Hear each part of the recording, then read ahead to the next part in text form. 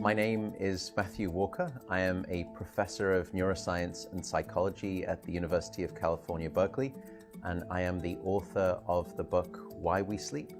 We certainly know that a lack of sleep will actually prevent your brain from being able to initially make new memories.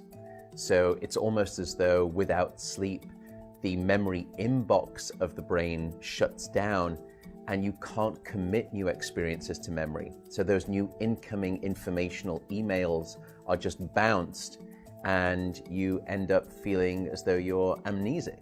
You can't essentially make and create those new memories. We also know that a lack of sleep will lead to an increased development of a toxic protein in the brain that is called beta amyloid, and that is associated with Alzheimer's disease, because it is during deep sleep at night when a sewage system within the brain actually kicks into high gear and it starts to wash away this toxic protein, beta amyloid. So if you're not getting enough sleep each and every night, more of that Alzheimer's related protein will build up. The more protein that builds up, the greater your risk of going on to develop dementia in later life. What are the effects of sleep deprivation on the body? Well, there are many different effects. Firstly, we know that sleep deprivation affects the reproductive system. We know that men who are sleeping just 5 to 6 hours a night have a level of testosterone which is that of someone 10 years their senior. So a lack of sleep will age you by almost a decade in terms of that aspect of virility and wellness. We also know that a lack of sleep impacts your immune system. So after just one night of 4 to 5 hours of sleep, there is a 70% reduction in critical anti-cancer fighting immune cells called natural killer cells.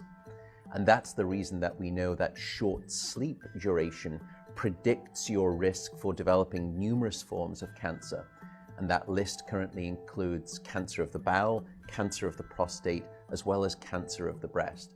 In fact, the link between a lack of sleep and cancer is now so strong that recently the World Health Organization decided to classify any form of nighttime shift work as a probable carcinogen.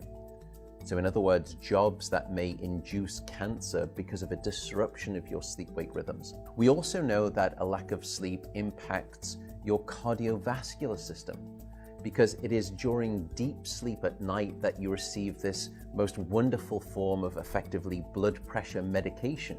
Your heart rate drops, your blood pressure goes down. If you're not getting sufficient sleep, you're not getting that reboot of the cardiovascular system. So your blood pressure rises.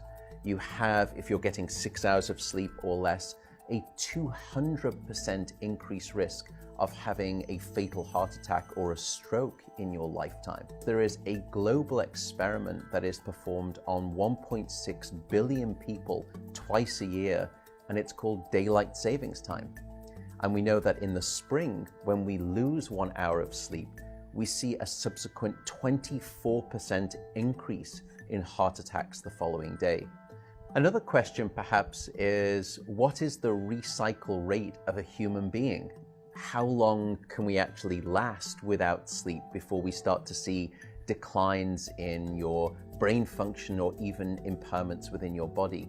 And the answer seems to be about 16 hours of wakefulness. Once you get past 16 hours of being awake, that's when we start to see mental deterioration and physiological deterioration in the body.